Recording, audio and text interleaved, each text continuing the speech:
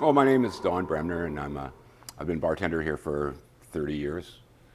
And I grew up in this neighborhood close by, and this has always been one of my favorite hangs when I was 19 years old. And we used to come here for beers after we'd play floor hockey in the old gym, and just I born in Port Alberni, but I was raised in Nanaimo. Nice. Nice. And how long have you been here at the Occi Pub? 30 years. 1992 I started. Wow. Yeah. And what keeps you here? It's just it's really comfortable. Everybody around here, they live in the neighborhood, the local people. I pretty much know most people, their names, their kids, their address, where they live, what they do, and it's a real tight sense of community in this place. So I've always kind of been drawn to that. So sense of community. And the history. Yeah. History. Yeah. So you know a lot about the history of this place. Oh yeah. So yeah, the Occi was built in 1886 by Samuel Fiddick. He had sold his mineral rights to his farm in Cedar to the Dunsmore Company, who were the coal miners, and I believe he took that money, and it was about $8,000. He built the Occi in 1886, and it was a two-story hotel at that time, and it was built right when the E&N Railway was finished, the Esquimalt to Nanaimo Railway. They'd completed the railway, and he knew that there was going to be a need for a hotel. So the train station is about a half a block from here. And so they nicknamed this place the First and the Last. It was the first drink when you came to town. It was the last drink when you left. So, and haven't heard anybody call it that for a long time, but that was the nickname of the old Occi. The Fiddicks had he came out west for the Fraser Gold Rush in the mid 1850s, and then found his way to Nanaimo. Bought a farm out in Cedar, south of Nanaimo.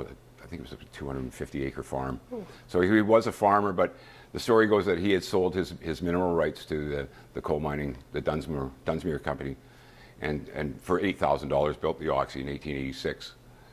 And like I said, it coincided with the opening of the railway, and the E&N Railway that started that finished in 1886 as well. Yeah. So that when they built the hotel, and it was quite a posh establishment. Like there were nice rooms. It was quite fancy for its time. And there's no rooms now, right? No, there's no rooms anymore. And who's that in the photo with him? That's his wife. And the story goes is that she had a real keen sense for business.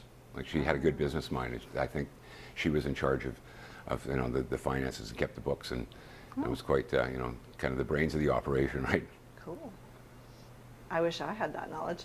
Yeah.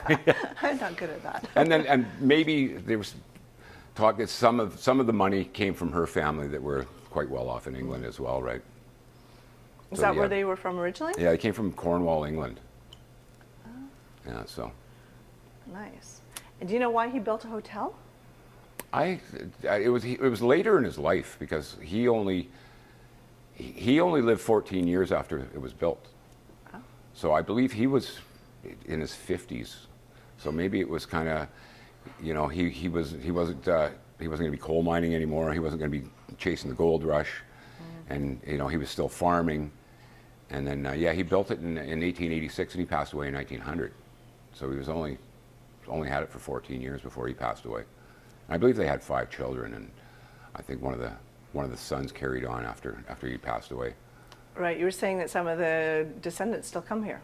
And the great grandchildren will come here occasionally on a Monday afternoon. There's about 8 or 10 of the Fiddick family who come here for lunch. Wow. And if there's new ones in town, they'll show them and then explain the history to them. And this was taken probably the late 1980s, when there were 3 stories, and there was a steel fire escape on the side of the building. And the reason there was 3 stories in 1920, 1921, after Prohibition ended, the Occi, as it is today, was 2 stories. And after Prohibition ended, liquor licenses were only issued if you had a certain number of hotel rooms. So they had to add a 3rd floor, and I can't remember how many. I think it was 30 rooms you had to have. When did they remove the 3rd floor? They removed the 3rd floor in 1991. How did they do that? There was a couple, Gary and Gail Revez owned the place, and the Heritage Society, they got a heritage grant and just went in and just took the whole third floor off and restored it to, you know, as close as they could to the original, the original building. But, you know, the problem with that is when they took that third floor off, they opened up a whole kind of a Pandora's box of seismic upgrades, plumbing, electrical, sprinkler systems, which would cost to do anything. The last contractor I talked to said you're looking at millions, $1 to $2 million to do anything with the upstairs. So there's nothing been done with the upstairs in 30 years since they took the third floor off. Yeah, this elongated. It was taken in 1921, and if you look at this, and there's the Oxy there, and you can see, if you look closely, you can see it has 3 stories on it. So that when the Prohibition had ended in 1920, I think after the soldiers came back from World War I, it was like we were getting a drink in Europe, and how come we can't get one at home? So it was kind of an uprising, like, you know, we want a drink. So that they got the third floor on there. They got to open up the hotel, open up the bar. With the elongated, you can see it's a lot closer to where the E&N train station is, which is only a half a block, but because it's elongated, it looks like it's a lot farther away. But this old, like there was this used to be a school here. It was Cornell School, just down the block where I went to grade 6 and grade 7. This is where the old hospital was, which later became Malaspina College, and eventually moved up the hill to VIU. And yeah, so it's I guess they had it finished. They had it completed, that third story, by August of 1921. So. Wow. Do you know how old Nanaimo is? Nanaimo, I believe, was incorporated in 1874. The first settlers came over on a ship called the Princess Royal. There was about 120 came from England and Scotland, with, you know, the go west, and, you know, the coal seams had been discovered, and Nanaimo was the story goes that there was a native they called him Cole Tyee. There was a school, and Cole Tyee had gone to a gunsmith in Victoria to get his gun fixed, and he saw on the back, he saw a whole lot of this black rock, and he told the gunsmith, he says, I know where to find a lot of that stuff. So they took a canoe from Victoria here and showed him the coal seams, which was a really, really good quality coal. So that's why the coal mining took off in Nanaimo, because it was found by chance. Wow. And these are just old, that's the old fire hall where it used to be Firehouse Grill, and now it's a Luna restaurant. And this, I believe, was the old hotel downtown on somewhere near the waterfront. I'm not sure exactly where that is, but. So there's a lot of history here, so that could, you know, lead to possibly a lot of spirit activity too, right? Oh yeah, yeah. So would you say that there's spirit activity here and in many of those places?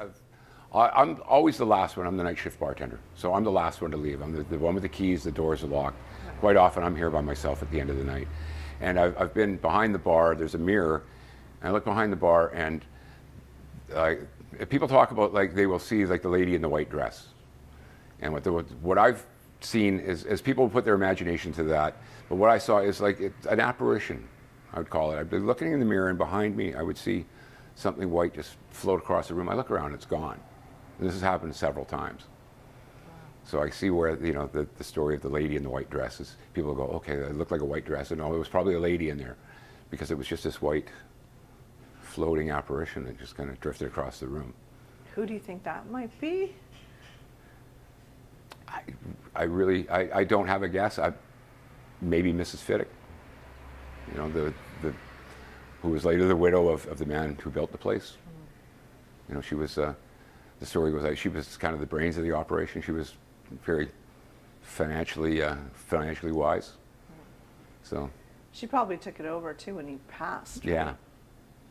Became her bar. Yeah. This is the Nanaimo District Pipe Band from the 1950s, maybe 1957. And the Nanaimo Pipe Band, this is my father. He was the pipe major in the Nanaimo Pipe Band. And these pipers had taught young pipers who got, as they got older, they taught young pipers, and to this day, there's still a room downstairs where they call them the Nanaimo pipes and drums. So they're not the Nanaimo pipe band anymore. So they were rehearsed down there for parades and that sort of thing. So these guys have taught pipers who have taught another generation of pipers, and like this pedigree, this has gone on like almost 70 years, and to this day, there was one fella who had taught Roy, was a piper, who played the pipes at my mother's funeral back in 2014. Wow. So that the pipe band tradition continues. Nice. But, and this one, the photo there on the right, that almost looks like ghosts, like the guy behind the bar especially.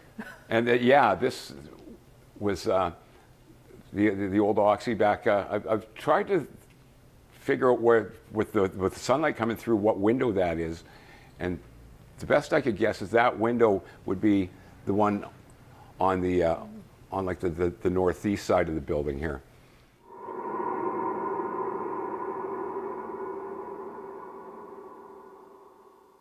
Okay, so yeah, one night we were, the bar was locked up. 3 of us were sitting at the end of the bar, and we heard this tremendous crash, and I thought everything from here had fallen onto the stainless, and that, you know, the place would be in a total state of disarray. And I ran in one door. My wife came in through the other door. We thought maybe, you know, somebody had broken in, and we came in here, looked around, and there was not one thing out of place. Like, this was there, and we could not figure out what made that noise. And we looked everywhere and found nothing. And you said all 3 of you heard it. All 3 of us heard it. Yeah. I thought that this had fallen. I mean, there was a cook here at one time who said that he had seen a pan literally like fly off the wall. He says they just jumped right up and boom, landed on the floor. He said, no explanation for that either. And yeah, I have no idea. It's a funny thing. It's Yeah. you know, whether or not you don't want to believe it.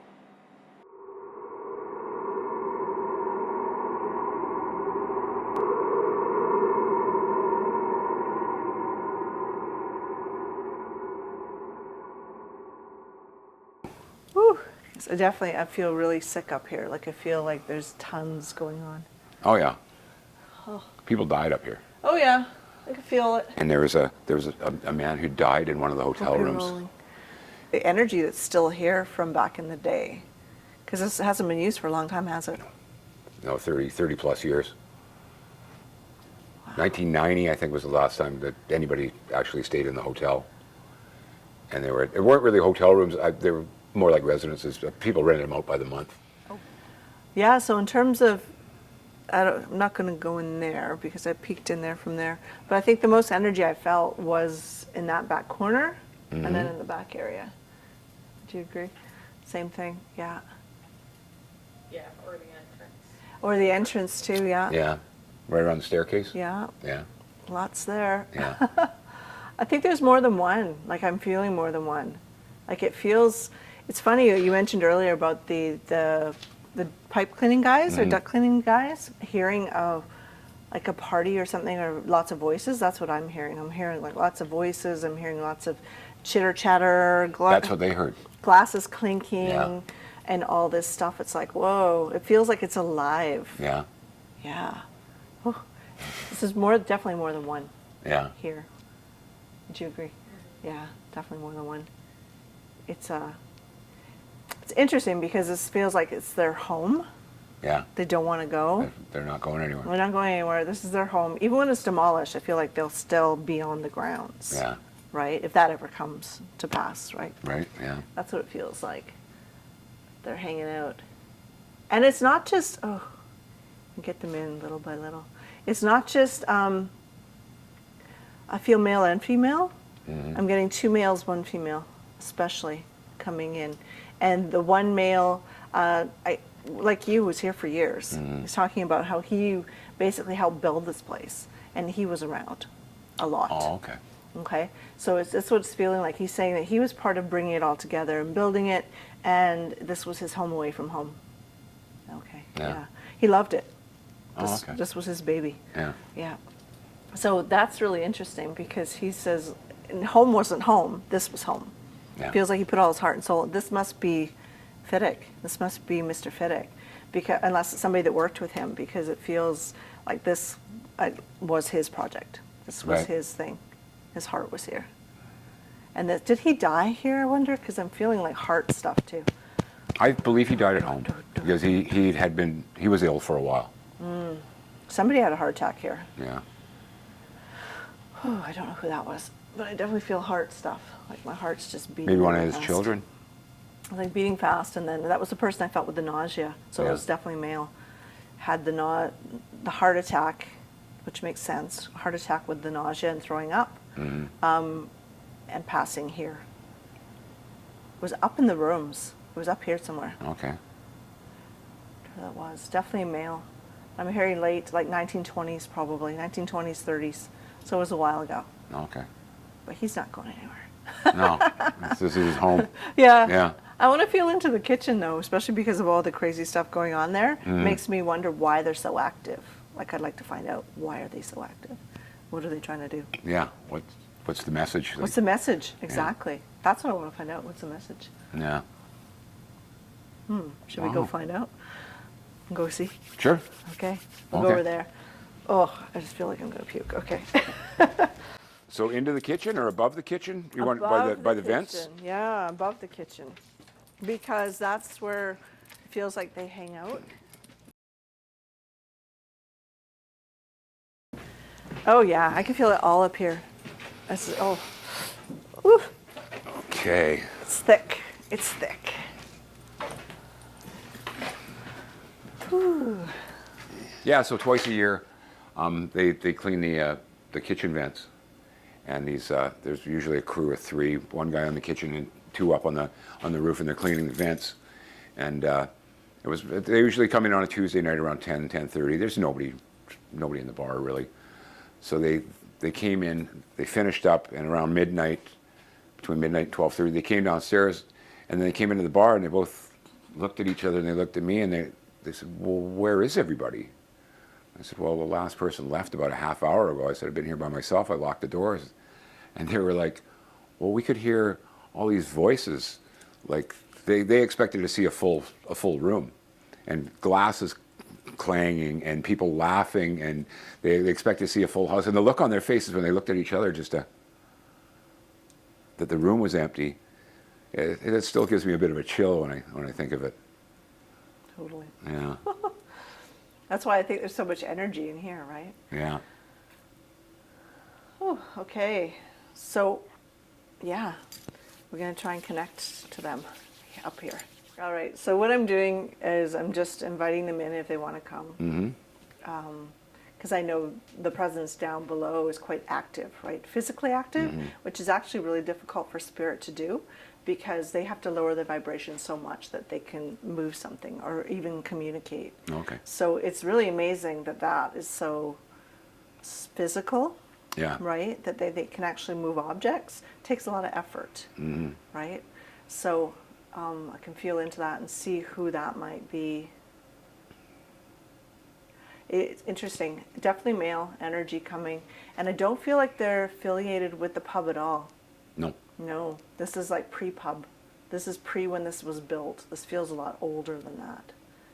I wonder what's underneath the ground. Because it just feels like the presence is saying, I've been here for a long time. This is my land, my area. Oh, okay. Feels like native.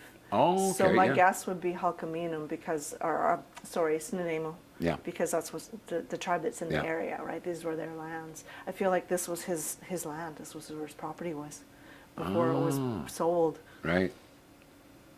And him and his family passed here. This was his ancient grounds, he says. This is where his family lived. This is where they were resided. Oh yeah. This was their winter home. He says they would move. And he said their summer home was over on what's that called? Newcastle? Okay. Yeah. Called Sayatsun. Section, yeah. That was there. He says, but this is where they were. And this is where his he's talking about love. He's talking about love of family and connection. And he says that they don't leave each other. They've always been together and they'll always be together, right? Okay. So that's the feeling. He says down in the kitchen. It's just, he's not trying to scare anybody, but making his presence known. He wants you to know this is his land. It doesn't belong to anybody else. Yeah. That's the point. He's not actually physically trying to hurt anybody, and he's apologizing to the woman. He says, and anyone that he may have hurt, he says, I apologize, not my intention. I just want to be known. I want to be recognized. Okay. So we can do that now. I'm just telling him we do recognize you. We thank you for sharing your land, for allowing us to be here. And I was like, yeah, okay. He's good with that. Oh, good. He's good with that. Yeah. I'm not going to try and clear him. You can have somebody come and smudge. I could even smudge to help reduce the impact of the energy so that it's not so strong. However, I don't feel like that's necessary. No. So it just feels like it's just something, that presence that you need to live with. Yeah. Right? Yeah, yeah. And he wasn't very big. He was actually quite small. He's showing himself to about here on Yeah. you, say for example, there on me. And he was hunter. He's saying I was hunter provider. And he's showing himself. He loved when all the deer heads and all the animal pelts were here. He said, because that really felt like home. Yeah. He misses those. He says those Yeah. were really great. He says because they were the trophies of the great hunters. Yeah. Right? And he appreciated that. So he misses that. He doesn't like the TVs. No, But that's okay. not at all. Yeah. But he says, I'm not the only one here. So Yeah. he's corroborating what we felt. Okay. You know, that there was other presences. He says, I'm not the only one here. This Yeah. is a home to many, he just said. Home to many. Oh, okay. And again, nothing to be afraid of. Oh, okay. He just said to be afraid of, so nothing to be afraid of. Yeah. Yeah, yeah. He actually feels like a very peaceful Okay. peaceful person, peaceful soul. Yeah. Though he just wants to be heard. You know? He was here first. Yeah. Exactly. Yeah. He was here Yeah. first. Yeah. I got to Yeah. give him that. Yeah. Yeah. Yeah. So, yeah. Interesting. Would you have any questions? Like, since we're here chatting with him and there's other presences? No, I'm still kind of taking and processing all this Yeah. kind of. It's wow. It's Yeah, it's really interesting. never And thought about what was here before it was here. Yeah. You know, to know that, go, yeah, this was, Yeah. this was his land. Yeah. And that would have been even, I think, before the church, because it feels like the church everything kind of came after, Yeah. right? And then it was the church that kind of, everyone took over the lands and Yeah. they became what they were. And it feels like he died to a blow of the head. Like I'm feeling, that's where I think I'm getting the dizziness from. The dizziness headache I've been or feeling, yeah. up here, Yeah. is that it feels like he died to a blow of the head. So it must have been a battle of some sort. Oh, okay. So, Hmm. so a little unrest. Yeah. Yeah. That's okay. How are you feeling? Whew, better. Better? Yeah. Yeah. Yeah, yeah. The sickness is going down. Feeling more centered, more grounded. But Yeah. yeah. As soon as you walk into that energy, like I'm sure Sarah gets the same thing. You can feel I know it's cold up here, but you feel that. Yeah. Like that shiver, that chill, Mhm. feel the dizziness, the nausea, the everything, Yeah. right? The heart. You can feel everybody's things. Yeah. It's like being a psychologist Yeah, right. for the dead. Yeah. You're walking in and going, oh, how'd you die? How'd you die? Hi, hi. Carrying all that weight, yeah. Yeah. Yeah. Yeah. But that's My okay. body, like, out of everywhere I've went, this is probably the strongest I've felt anything. I'm just like an amateur, though, not even. But That's okay. You're the one to Everybody talk can to. feel what they feel, right? Yeah. Makes sense. We just don't trust ourselves often, yeah. right? But it was interesting because I felt something, but I don't want to say anything because I want to test it out with what Paula says. And then she said like exactly what I was thinking, just just after I was thinking it. So that's kind of cool to get a little affirmation that way, confirmation. Totally, yeah. And so are you feeling any physical symptoms? Heartburn. Somebody had heartburn. Really badly. Yeah, I've been feeling like, even when I came up the stairs, like almost like a lump in my throat and in my stomach. Yeah. And usually that's either they're trying to communicate or it's something that was going on with them physically when they were here. Oh, okay. Yeah. Oh, interesting. Yeah. What do you got to say? Feel like a female or a male presence. I want to say female. Yeah. Totally. Definitely female. And I saw the white dress. Yeah. Oh. Okay. The white dressed woman.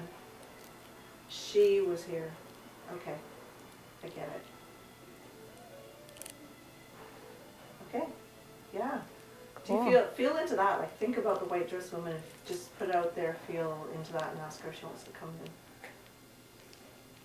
Say who she was or give you something else. Who are you? I've also felt a woman, I'm feeling from like 1901, 1902 there. Because like there's multiple presences here, right? You can definitely feel that. But that's the one that keeps coming through it with white dress. Mm. Yeah. That's Cool. pretty cool. They just loved it here. Yeah. Like Dawn does. Sure. Yeah. Cool. Cool. Thank you for trying that. Yeah. Yeah, if you ever want to do development, let me know. Yeah. Yeah. That'd be awesome.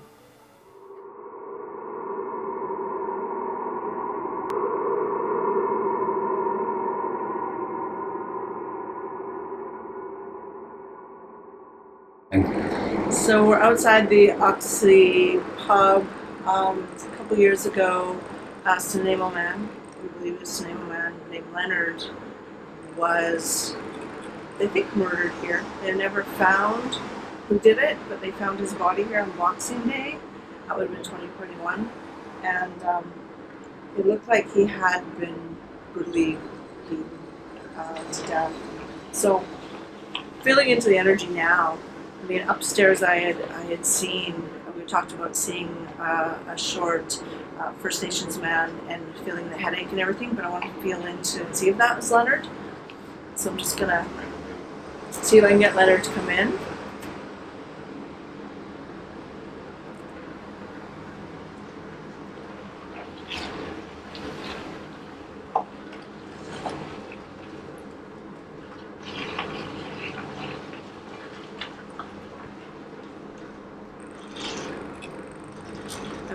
He's showing me an image. He's showing me an image of, he said he was drinking. He was quite drunk. Showing himself walking down the alley, and he was jumped from behind. I'm feeling like somebody came up behind him and smashed his head. That's what he's saying. He said he didn't even see who it was. He just said that he was drinking. He was walking down here feeling kind of unsteady, heading towards a spot where he could go sleep. And he says that he felt the smash, and he went down, and then he hit his face. He was kicked a few times. I'm feeling like he was kicked. Yeah, it was, and then things went black. So he didn't even see who it was. And it's interesting because I don't know anything about the story, but we're going to look it up, obviously, so we can see if we're on the right track here. But he wasn't a very big man. He was a slight man. Sweet face though, sweet soul. Just like a really kind person, just suffered a lot. I could feel a lot of trauma with him. Yeah, he didn't deserve what he got. He didn't deserve it at all. He didn't expect it. It was boys. He's saying, I can see, it wasn't one person, it was two. It was two boys. Not that old either.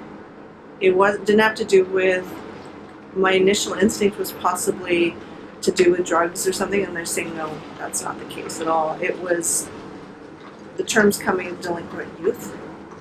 A couple of boys, one taller, one a bit shorter. They were being drunk, obnoxious as well. They just saw him and they just pounced on him. It's like a hate crime. Yeah, I don't know if there's any evidence or anything, but I'm just feeling Leonard's such a sweetie. He just has this beautiful energy. He was just in a lot of pain. But it was quick. He went quick. Yeah, that's what I got. Ooh.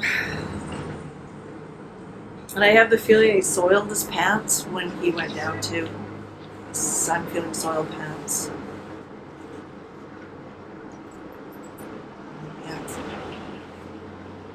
We'll find out.